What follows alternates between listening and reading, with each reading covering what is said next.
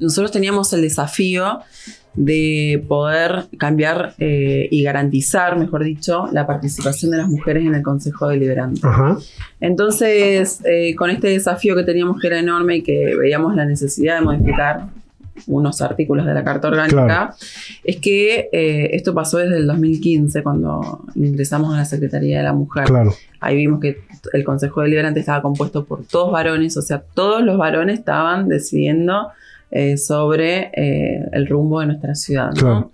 Entonces ahí nos pareció importante que, bueno, que ya que íbamos a cambiar esta situación y que para garantizar la participación política de las mujeres dentro del Consejo Deliberante, ¿por qué no hacer una revisión de distintos artículos que para nosotros nos parecían importantes ser revisados, ¿no? ¿Por qué? Porque la Carta Orgánica se crea en el 2001, se redacta en el 2001, en un contexto histórico, una crisis nacional, donde había crisis política, crisis social, crisis económica, donde teníamos, mientras estaba renunciando un presidente, estaba yendo en el helicóptero, acá en Ushuaia estaban redactando la Carta Orgánica. Claro.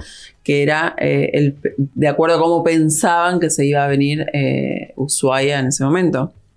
Entonces me parece que después de haber atravesado esta crisis político, económica y social, y haber atravesado 2 años de pandemia, me parece que las prioridades en la ciudad deberían ser otras. Entonces a partir de ahí es cuando nosotros proponemos que sean revisados en realidad son 106 en total los artículos. Ah, me faltó uno. Sí, porque hay un articulado que pusimos por ahí y en realidad es para ser revisados nomás los artículos. Nosotros, obviamente la convencional va a debatir, va a discutir, claro, y va a ver si es necesario cambiarlos o no cambiarlos. Claro, porque artículos. También, claro, puede ser una propuesta, sí, tal cual. Pero la discusión final la va a tener la mayoría de los convencionales. Lógico. Ahora, ¿cuál es la propuesta nuestra como Más Ushuaia? Nosotros queremos ganar, nuestra propuesta es, hay 4 ejes fundamentales que me parece que no podemos dejar de pasar y que vamos a hacer todo para resolver esa situación. Número 1, que es el principal, que es la participación de las mujeres dentro del Consejo Deliberante, que es del 50% de las bancas. El número 2, que me parece importante, que es la modernización del Estado. Nosotros le llamamos modernización del Estado al acceso que tiene los vecinos y las vecinas, ya sea de manera virtual, tecnológica, o de manera con un lenguaje accesible, ¿no? Que el vecino y la vecina lo pueda interpretar a todo lo que son las normativas, las ordenanzas, no sé, los requisitos para hacer diferentes trámites, para llevar o para concluir con los trámites. Claro. Todo eso me parece un lenguaje que sea de un lenguaje accesible. O sea, ustedes hoy lo ven, además por la experiencia que ya vienen hace 6-7 años en la gestión municipal, es que hay una burocracia estatal que le impide el acceso al ciudadano, a la ciudadana. Que molesta un poco, porque si no tenés la manera de cómo llegar. Creo que tenemos la posibilidad de que le llegue más fácil al vecino, ¿no? Por eso le llamamos modernización del Estado. Y aparte, creo que estamos en la era de la tecnología y que no podemos dejar de pensar una ciudad sin que la tecnología y la virtualidad llegue hasta el último rincón de cada uno de los barrios o de cada una de las familias de la ciudad de Ushuaia. Atravesamos 2 años de pandemia donde muchos de nuestros niños y niñas pudieron estudiar y acceder a la educación porque pudieron acceder a internet, básicamente. Pero hay muchos chicos y chicas que no lo pudieron hacer. Entonces, esa injusticia creo que la podamos solucionar también a través revisando algunos articulados de la Carta Orgánica. El acceso a la tierra. Ustedes saben que hay un padrón muy importante que todavía existe hoy en la Municipalidad de Ushuaia, que si bien se está dando solución a muchísimas familias, por supuesto, cuando un padrón de tierra está cerrado por más de 20 años, es muy difícil que le puedas dar soluciones inmediatas a todas las familias. Entonces, desde diciembre del 2015 hasta la fecha, obviamente el intendente Walter Biotto le dio prioridad como política, le dio prioridad a todo lo que era el acceso a las tierras a muchísimas familias. Pero no es suficiente. O sea, la demanda es mucho más más grande. Además que es una ciudad, una provincia en general que crece mucho también con la migración, ¿no? Entonces ahí también se te generan nuevas demandas todos los años. Los fueguinos y las fueguinas que tal vez con políticas, por ejemplo, como la universidad, han decidido quedarse, que no se van, y eso también es más demanda. Por supuesto, pero aparte es lo que nosotros queremos, que la gente venga, que llegue, que sea una se arraigue. Provincia grande, que llegue a Ushuaia, que se arraigue. Nosotros necesitamos que aquel que quiera proyectar su vida en Ushuaia y que la proyecte completamente, no que esté viviendo 25 años o 20 años pensando en que en algún momento se va a ir, porque también no te genera identidad como ciudad, no genera sentido de pertenencia, por lo cual lo que no genera sentido de pertenencia no genera cuidados tampoco. Por ahí esa es una discusión eterna en la ciudad de la Ushuaia chica o la Ushuaia grande. Bueno, ahí es donde también es importante lo que decís, Nati, porque nosotros como fuerza justamente lo que pensamos desde Más Ushuaia es que es una ciudad para todos y para todas, que todos tenemos el derecho de venir a Ushuaia y proyectar nuestras vidas, proyectar nuestras nuevas generaciones. Pero hay otras fuerzas que piensan lo contrario, cuestión ideológica. Hay fuerzas que piensan que Ushuaia tiene que ser una Ushuaia chica y nosotros pensamos que la Ushuaia tiene que estar abierta. Sí, la lógica de la aldea. Pensar en una Ushuaia grande ordenada, que es lo que se está tratando de hacer con el tema habitacional, sobre todo crear barrios ordenados. Claro, el intendente vino a ordenar y a llevarle soluciones habitacionales a familias que estaban, que estuvieron muchísimos años con un mensaje de que no había vivienda para ellos. Laura, ¿y ustedes piensan que la Carta Orgánica hoy establece algunos preceptos que imposibilitan más al Ejecutivo la posibilidad o a que la gente acceda a la tierra más fácilmente? Digo, por eso es creo que hay que hacer unas revisiones de lo que son las misiones y funciones, tanto del Ejecutivo Municipal, del Consejo Deliberante. Creo que hay que hacer una revisión de las misiones y funciones también de la sindicatura, del juzgado de faltas. También hay que hacer una revisión y ver de qué manera también el juzgado de faltas, quizás proponer nuevas funciones para el juzgado de faltas. Me parece que esas son las discusiones que se tienen que tratar y discutir en las convencionales, porque lo que nosotros hoy tenemos la oportunidad de hacer es pensar cuál es la ciudad de acá a 50, a 40 y 50 años. Entonces, si nosotros pensamos una carta orgánica que sea funcional, a los vecinos y a las vecinas, va a ser todo como mucho más sencillo. Creo que el Consejo Deliberante hoy tiene que seguir siendo el controlador, por supuesto, del Ejecutivo, pero una cosa es controlar al Ejecutivo y otra cosa es sería gestionar por el Ejecutivo. Ok, entiendo. Que si el Ejecutivo, o sea, si tenemos el 56% de los vecinos del padrón que eligió en la reelección a nuestro intendente, es porque hay un 56% de la sociedad que dice que Walter, como intendente, tiene que decidir cuál es el rumbo de la ciudad. Nosotros desde el Consejo Deliberante tenemos que acompañar esas herramientas y tenemos seguramente que controlar lo que se realiza. Claro, Sí, eso no lo descartamos, o yo por lo menos no lo descarto. Claro. Ahora, condicionar al intendente de turno cuál es la gestión que va a hacer, eso no es un trabajo del Consejo Deliberante. El Consejo Deliberante está para deliberar y quizás controlar el Ejecutivo. Bueno, esas son me parece, las cuestiones que se tienen que debatir en la convencional y que tenemos que darnos un tiempo para decir, bueno, pensar en cuáles son los intendentes y qué posibilidades tienen los intendentes de poder realizar la gestión. Porque así también tenés intendentes que como ha sucedido en otras gestiones, que bueno, como condicionan al Consejo Deliberante, tampoco se ocupan de gestionar absolutamente nada, ¿no? Nosotros cuando llegamos a la ciudad de Ushuaia hemos encontrado una ciudad totalmente devastada en diciembre del 2015 y la recuperación que hizo la gestión y el equipo del intendente Walter Boto con un gobierno nacional neoliberal que tenía justo en todas las ciudades, con 2 años de pandemia, realmente es un logro histórico lo que se hizo. ¿Por qué? Porque se puso la cabeza, se puso el cuerpo y se puso el corazón en cada una de las acciones que lleva adelante nuestro intendente y su equipo. Laura, hay varias, pero que me vienen ahora a la mente, hay 3 o 4 políticas que son muy características de la gestión de Boto. Digo, por ejemplo, la puesta en valor de los espacios públicos, la estatización del sistema de transporte público con la creación de una empresa sociedad del Estado que además tiene un acta constitutiva, no sé cómo decir, un contrato constitutivo amplio que le permite, podría hacer otras cosas, de hecho puede hacer limpieza también, podría prestar otro tipo de servicios, quiero decir, y me parece que es muy interesante. La Secretaría de la Mujer, o sea, no solo la política de género en general, sino que además hay una secretaría creada con un edificio en pleno centro de la ciudad que también trajo su discusión. Ese tipo de políticas, ¿ustedes tienen la intención, la voluntad política de que eso quede plasmado en Carta Orgánica para que sea política de Estado? ¿O son cosas que quedan sujetos a cada gestión? Me parece que hay que discutirlo. Creo que hay cuestiones que sí no debería estar ni en discusión, que es, por ejemplo, la Secretaría de Malvinas.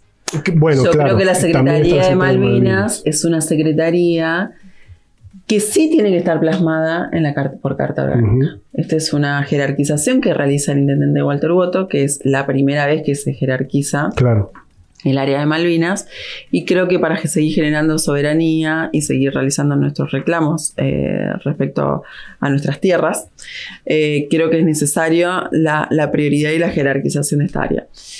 Nosotros hace poco en la pandemia hemos tenido personas que son de otros espacios del PRO, que fue Patricia Bullrich, sí, que solicitó que se cambien las Malvinas por vacunas. Por vacunas, me acuerdo. Recordemos eso. Sí. Gravísimo, una situación gravísima.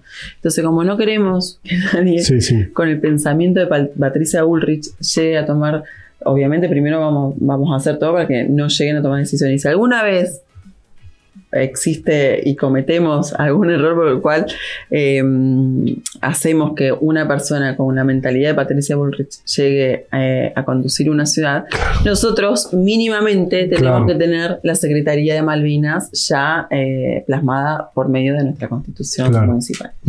Entonces creo que esas son las políticas donde hay que revisarla. Creo que el transporte público es un tema también muy importante a tener en cuenta para pensar y para debatir.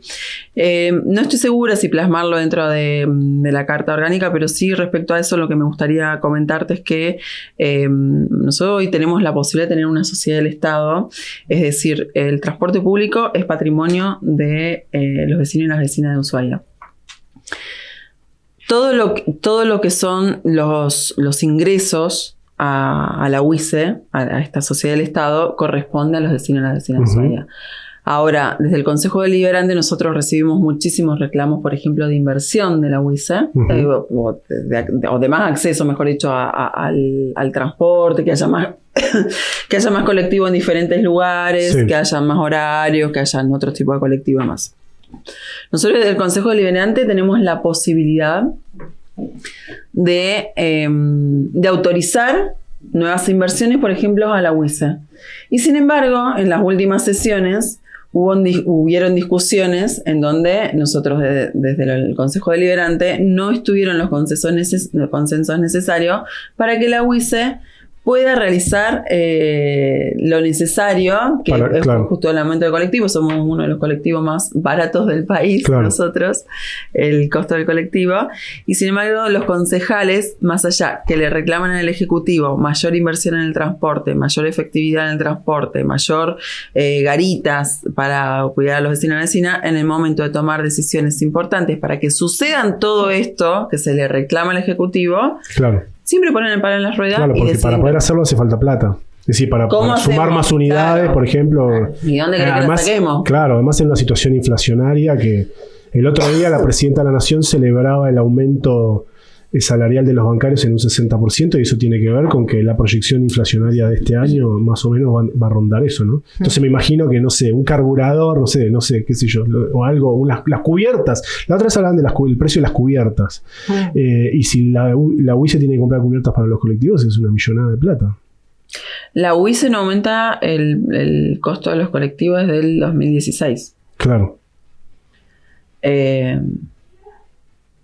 Yo creo que es una un tema de charlar. Claro, claro.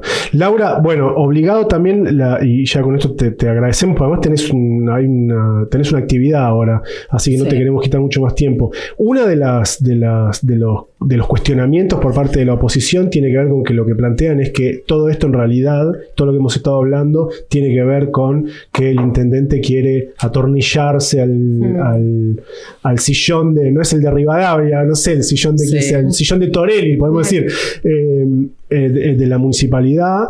Y bueno, ¿cuál es la respuesta por parte de la lista que además encabeza el propio intendente? Bueno, igual tampoco hay ninguna pregunta, lo hacen al respecto. Lo que hace la oposición es dar por hecho y por sentado. Sí, no, claro, es un hecho consumado.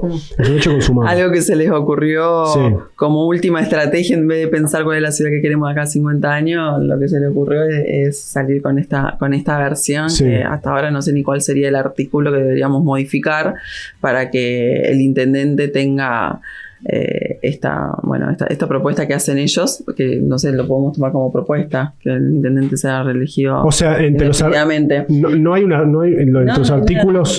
no hay ninguno. No. De los 106 artículos, ninguno tiene que ver con No. El intendente por modificar es así. El intendente solo por el hecho de modificar. Sí, podría tener esa chance. Ya tiene la posibilidad de presentarse con una nueva carta orgánica. Claro. Tiene la posibilidad de presentarse. Lo que hizo Jorge Garramuño del Movimiento Popular Fueguino en Ushuaia. A diferencia de Jorge Garramuño, sí, el señor que hoy, el legislador Pablo Villega, se ocupó de que vaya en la cláusula transitoria que él podía ser reelegido. O sea, ahí sí hubo una elección. Entonces, quizás porque ellos lo hicieron con el ingeniero Garramuño. El propio partido que la tuvimos sentada hace poquito nomás acá, a la vicegobernadora, que ella misma sostuvo esto del no a la reelección también. Bueno, que una de las cosas que le decíamos es, pero en la legislatura es indefinido y ella tiene un compañero de bancada y lo pusimos con nombre y apellido, y por eso también lo digo acá, porque ella contestó a eso correctamente, pero que es Loli Loeffler, que está desde el 99. ¿no? O sea, yo lo que le decía a Urquiza, yo estaba en mi primer año de secundario cuando Loeffler ya era legislador. Es legislador desde que existe la legislatura.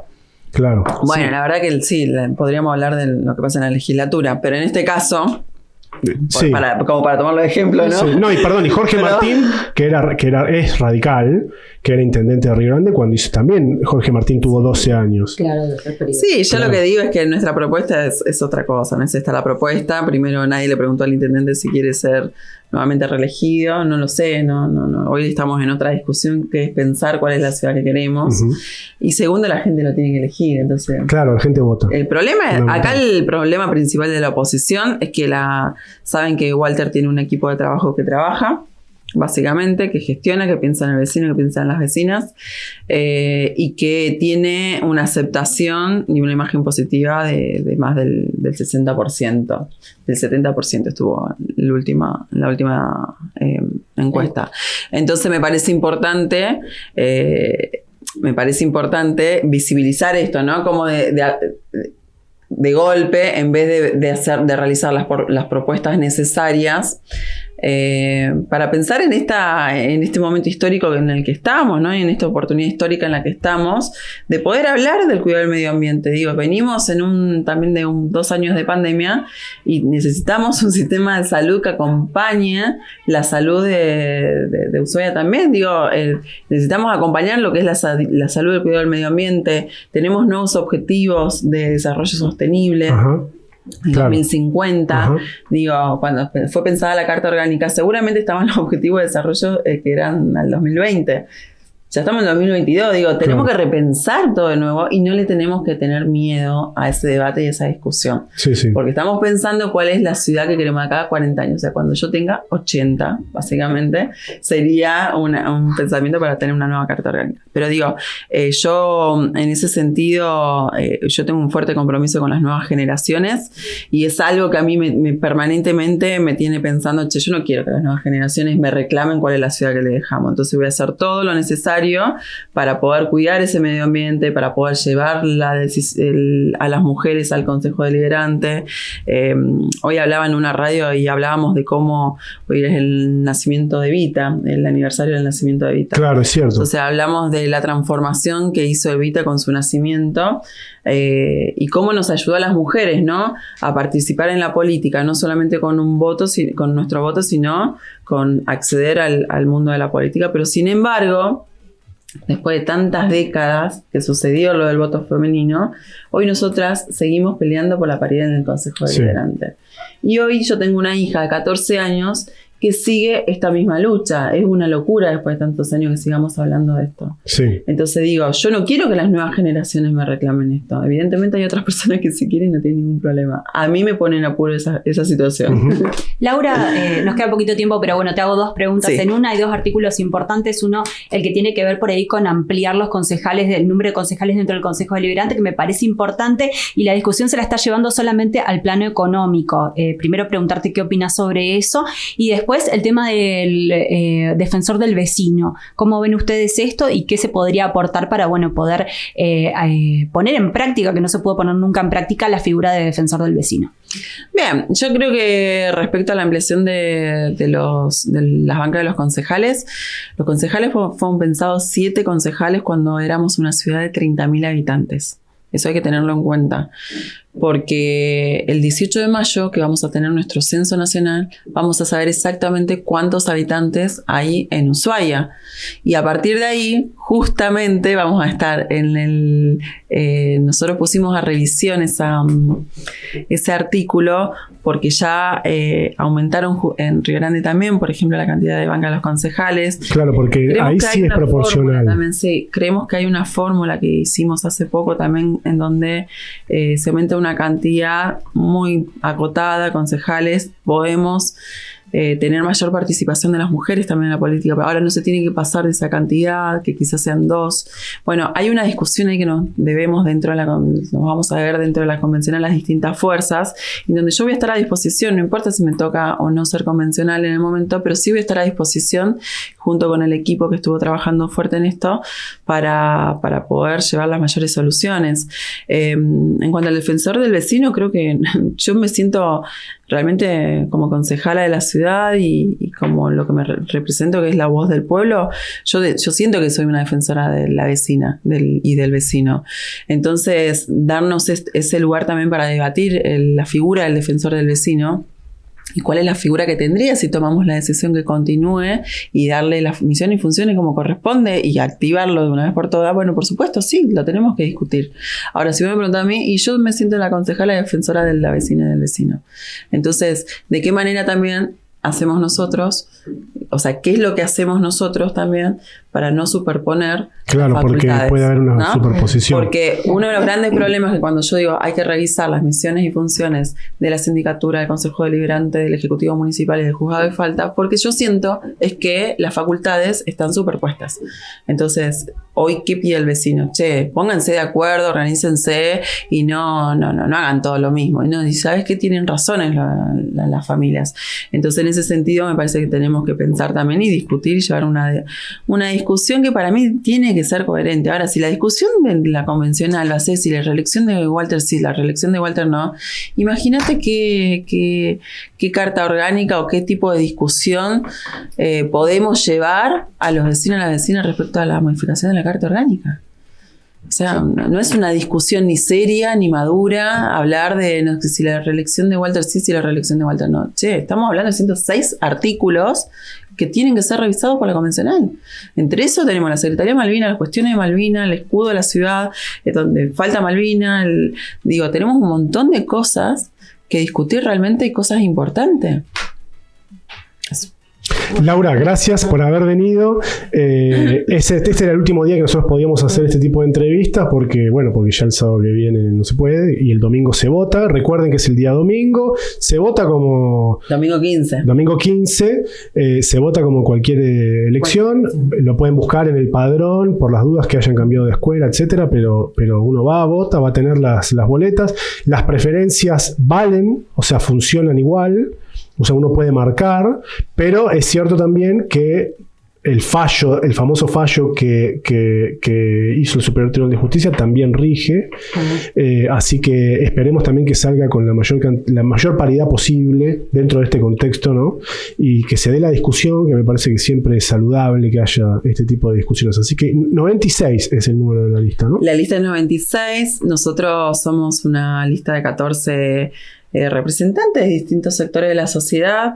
Creo que la verdad que ninguno está trabajando en sí en las preferencias, sino todo lo contrario. Sí. Estamos trabajando en el proyecto que le queremos llevar a la convencional, por lo cual cualquiera de nosotros que esté en ese lugar de discusión vamos a estar muy bien representados. Claro, sí, lo he visto que había como un bloque de ideas que son las que se están planteando y un trabajo conjunto entre distintos sectores y además distintos partidos y diferentes organizaciones y sectores. Tal cual. Así que bueno, gracias por haber venido. Laura Ávila de Más Ushuaia, concejala, candidata a constituyente por Más Ushuaia, ya lo dije, lista 96. Seguimos nosotros en el delivery. Gracias, Laura. Bueno, gracias por invitarme. Gracias.